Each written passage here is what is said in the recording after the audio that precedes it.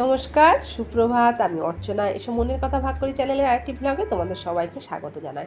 আর গাছে হয়েছে দুটো জবা ফুল। এই জবা ফুল দুটো দিয়েই শুরু করলাম আজকের ভিডিও। তো এবারে বলো কেমন আছো সবাই।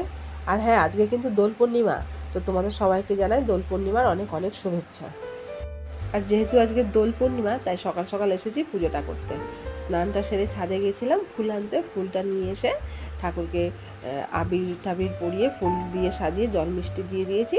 ঠাকুরের জল মিষ্টি খাওয়া হয়ে গেছে। এবারে চলো রান্নাঘরে যাই। আর এবারে না আমরা সেইভাবে কোনো রং টং খেলছি না। পুজো দেওয়ার পরে ঘরের লোকে সবাই যেই কজন আছি আমরা সবাইকে আবির পরিয়ে দিয়েছি, আবির ছুঁয়ে নিয়েছি। এবারে চলে এসেছি রান্নাঘরে। আর রং এবারে খেলছি না, তার কারণ আমরা খুব শিগগিরই যাব বেড়াতে। তার মধ্যে সর্দি কাশি তো সবার লেগেই রয়েছে, আবার অ্যালার্জির ধাঁচ আছে।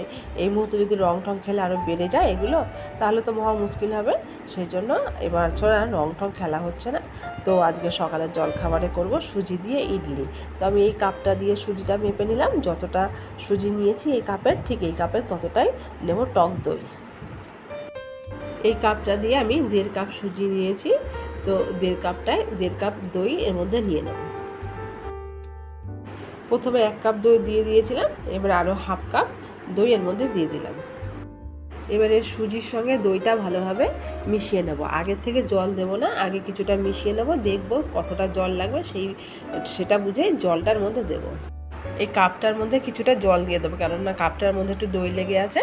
কিছুটা জল দিয়ে ভালোভাবে জলটাকে এর মধ্যে কাপটা ভালো করে ধুয়ে জলটা এর মধ্যে দিয়ে দেবো, ওই সুজি আর দইটার মধ্যে।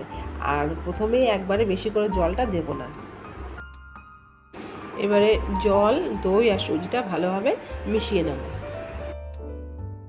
এই দেখো, এটা এরকম হয়েছে ঘনত্বটা। তো এটাকে এখন এইরকম অবস্থাতেই রেখে দেবো 5 মিনিটের জন্য। 5 মিনিট পরে আবার এটাকে নিয়ে যা করার করব। 5 মিনিট পরে আবার ফিরে এলাম। দেখো সুজিটা জল টেনে কেমন ফুলে উঠেছে। তো এটার মধ্যে না আরেকটু জল আমি দিয়ে দেবো, আরেকটু জল লাগবে। জলটা দিয়ে আবার ভালোভাবে এটাকে মিশিয়ে নেব। একটু কাছ থেকে তোমাদেরকে দেখাই, দেখো এই দেখো, এটা ভালোভাবে মিশিয়ে নেওয়ার পর এরকম হয়েছে। এবারে এর মধ্যে দেবো একটু সাদা লবণ, আর দেবো একটু বিট লবণ। তবে লবণটা কিন্তু একদম পরিমাপটা বুঝে দিতে হবে। আর এটা না 2 রকম লবণ মিশিয়ে করলে না টেস্টটা খুব ভালো হয়। এবার সব কিছুকে আর একবার ভালো করে মিশিয়ে নেব। আর তোমরা যদি চাও এর মধ্যে কিন্তু গ্রেট করা গাজর, তারপরে বিনস, ধনেপাতা, এই সমস্ত কিছু কিন্তু মেশাতে পারো। একটু কাঁচা লঙ্কা কুচি, কিন্তু এগুলো আমি দেবো না। এগুলো দিলে পরে আবার আমার ছেলে খেতে চাইবে না। মেশানো হয়ে গেছে। এবারে এর মধ্যে দেবো এই ছোটো চামচের 1/2 চামচের মতন বেকিং সোডা। বেকিং সোডাটা দিয়েও আবার ভালোভাবে এটাকে মিশিয়ে নেব।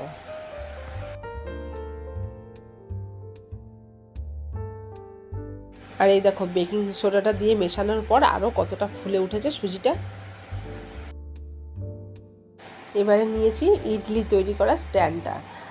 তবে তোমরা চাইলে বাটিতেও কিন্তু করতে পারো। আগে আমি বাটিতেই করতাম, আমার কাছে স্ট্যান্ডটা ছিল না।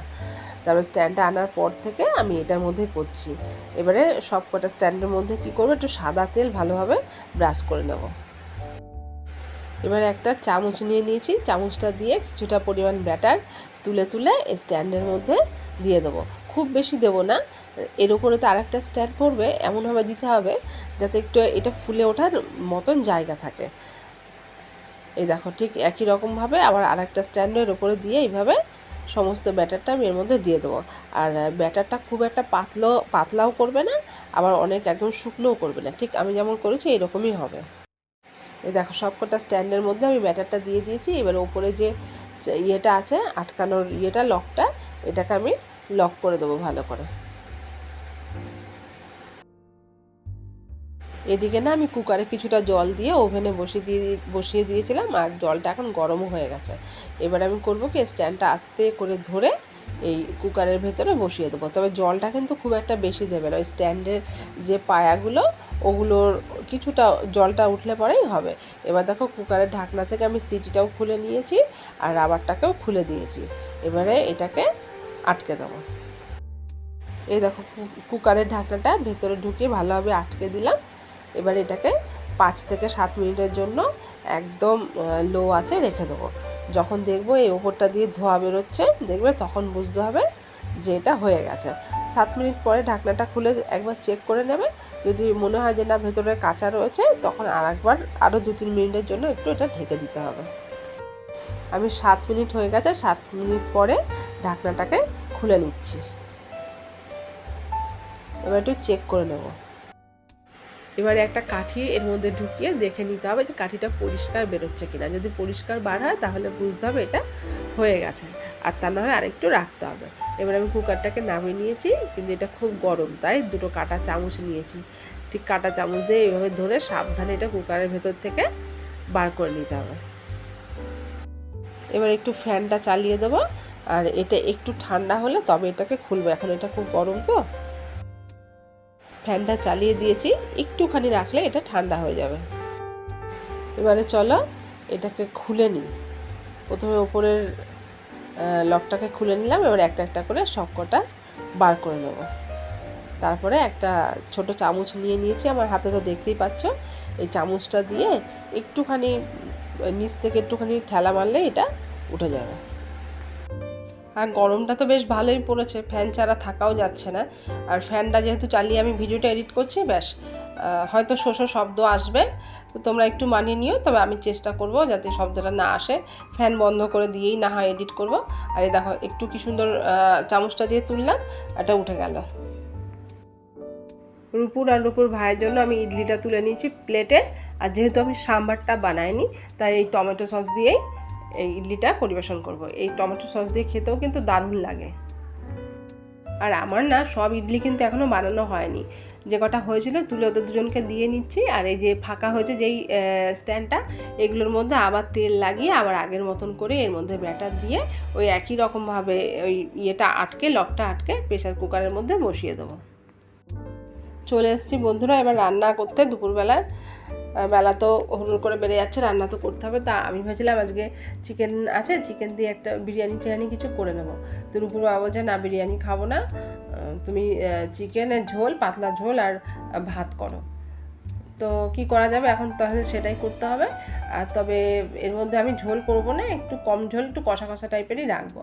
চিকেনটা ভালো করে ধুয়ে নুন, হলুদ, জিরের গুঁড়ো, কাশ্মীরি লঙ্কার গুঁড়ো আর রসুন দিয়ে দিয়েছি, আদা বাটা, রসুন বাটা, লঙ্কা বাটা। আর এবার একটু টক দই যেহেতু আছে, সেজন্য একটু টক দই দিয়ে এটাকে ভালো করে কিছুক্ষণের জন্য ম্যারিনেট করে রেখে দেবো। আর চিকেনের মধ্যে একটু টক দই দিয়ে রান্না করলে না আমার খুব ভালো লাগে। চিকেনটা বেশ নরম থাকে, আর খাওয়ার পরে না একটা যে ঢেক ওঠে, সেই ঢেকটাও কিন্তু ওঠে না। সব কিছু দেওয়া হয়ে গেছে, এবারে একটু দেব সর্ষের তেল। আর পেঁয়াজটা এর মধ্যে দিনে, পেঁয়াজটা আমি তেলের মধ্যে ভেজে নেব। এবারে সব কিছুকে মাংসের সঙ্গে ভালোভাবে আস্তে আস্তে করে মাখিয়ে নিতে হবে। মাংসের গায়ে যত ভালো মশলাপাতিগুলো লাগবে, মাংসের স্বাদ ততই বাড়বে। আর তারপরে তো 15-20 মিনিট, পারলে আধ ঘন্টা রেখে দিলে একটু বেশি ভালো হয়। তবে আমি চেষ্টা করি চিকেনটা এরকম মাখিয়ে আধ ঘন্টা রেখে দিতে। মটন মাখালে তো আরও বেশি সময় লাগে, সেটা তো মাখিয়ে রেখেই দিই। মাখানো হয়ে গেছে, এবার এটাকে ঢেকে রেখে দিই। ঢেকে রেখে আলু, পেঁয়াজ আর টমেটোটা রেডি করে নেব। আমি না একটু ছাদে এসেছিলাম জামা কাপড় তুলতে। এবার চলো তাহলে তোমাদের একটা দৃশ্য দেখায়। ওই দেখো পুকুর ঘাটে, দেখেছো? আমরা নিজেরা রং খেলিনি ঠিকই, তবে অন্য কেউ যে রং খেলেনি সেটা তো নয়।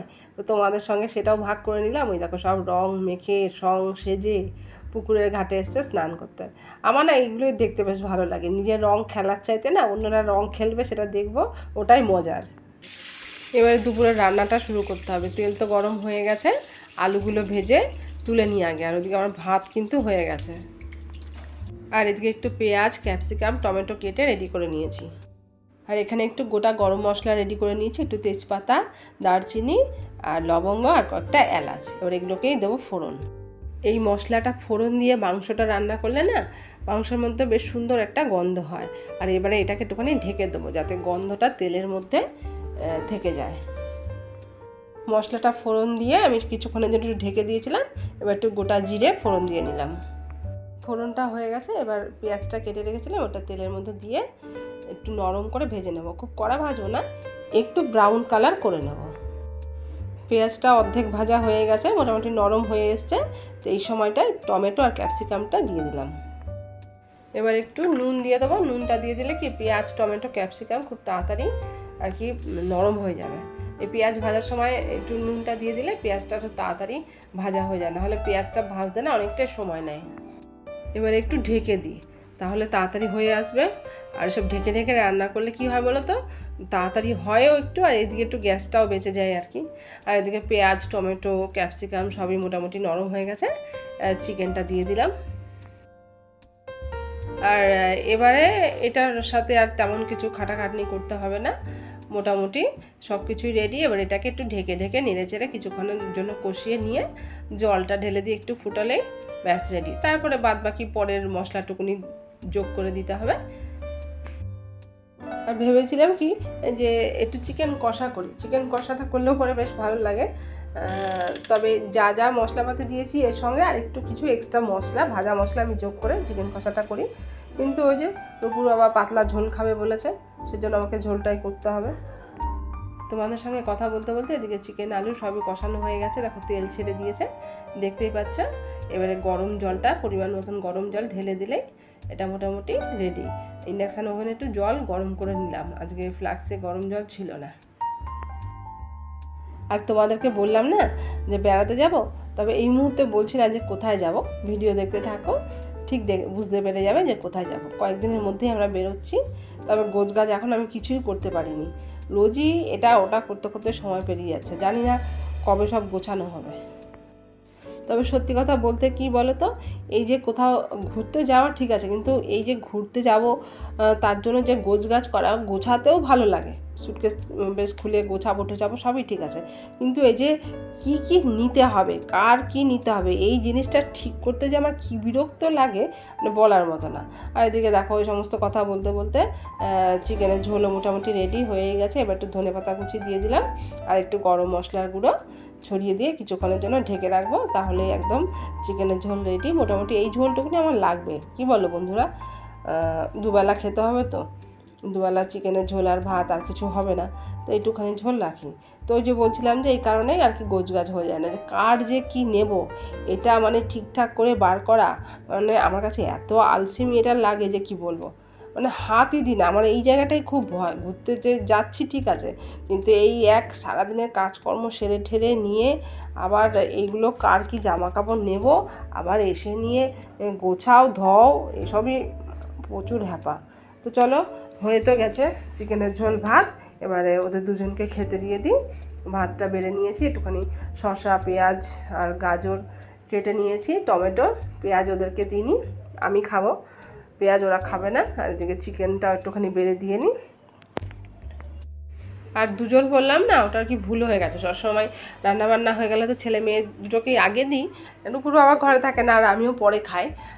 তো আজকে তো রূপুর বাবা তো বাড়িতে, যেহেতু দোলের দিন ছুটি আছে তাই বাড়িতে, তো ওর ভাতটাও বেড়ে দিয়েছে, ওর স্নান টান হয়ে গেছে, তিনজনে একসাথে খাওয়া হয়ে গেলে আমি একটু ছেলেটাকে খাওয়াবো, একটু ঠিকঠাক করে চিকেনটা বেছে টেছে দিয়ে, মানে হাড়ের থেকে চিকেনগুলোকে ছাড়িয়ে দিয়ে ওকে ঠিকঠাক করে বসিয়ে দিয়ে তারপরে আমি খেয়ে নেব। তো চলো, ভাত তো বাড়া হয়ে গেছে, দিয়ে দিই। তো আমার প্রিয় বন্ধুরা, তোমাদের সবাইকে জানাই শুভ সন্ধ্যা। এখন তো সন্ধ্যাবেলা চা টা সব খাওয়া হয়ে গেছে। ছেলের তো একটু পড়া নিয়ে না বসলে হবে না, কারণ ছেলের পরীক্ষা আছে সামনে, তো সেই জন্য এখন পড়া নিয়ে বসে গেছি। আর এখন তো ভিডিও করা যাবে না, তো দেখা হবে তোমাদের সঙ্গে আর একটু রাতের দিকে। তো বন্ধুরা, ছেলেকে আমার পড়ানো হয়ে গেছে, এখন বাজে রাত্রির 10:30। তো আজকে যেহেতু দোল পূর্ণিমা, সেজন্য লোকের বাড়িতেও অনেকের বাড়িতে আর কি ভোগ হয়েছে গোবিন্দের, তা সেখান থেকে কিছু প্রসাদ পাওয়ার কপাল আমাদের হয়েছে, তো সেইটা তোমাদের সঙ্গে আমি শেয়ার করে নিই। দেখো, আমার শাশুড়ি অনেক দিন ধরে আমার বড়দির বাড়িতে ছিল আর কি, বড় ননদের বাড়িতে, তো বড়দি আবার আজকে গোবিন্দকে ভোগ দিয়েছে, তো প্রসাদ পাঠিয়ে দিয়েছে শাশুড়ি আমাদের বাড়িতে, আজকে ফিরে এলো আবার শাশুড়ির হাতে, ওর জন্য পাঠিয়ে দিয়েছে। দেখো, ওখানে খিচুড়ি আছে, লাবড়ার তরকারি, আর তো দেখালাম শাক ভাজা, 5 রকমের ভাজা, আর এখানে একটু পায়েসটা একটু ছিল, সেটা রূপুর বাবা খেয়ে নিয়েছে কিছুটা। আর আরেকজনের বাড়ির থেকেও প্রসাদ এসেছে, সেটা হলো রীতাদির বাড়ি, আমাদের গ্রুপে যে রীতাদি আছে না, সেই রীতাদিও গোবিন্দকে ভোগ দিয়েছে, তো সেখান থেকেও প্রসাদ পাঠিয়েছে।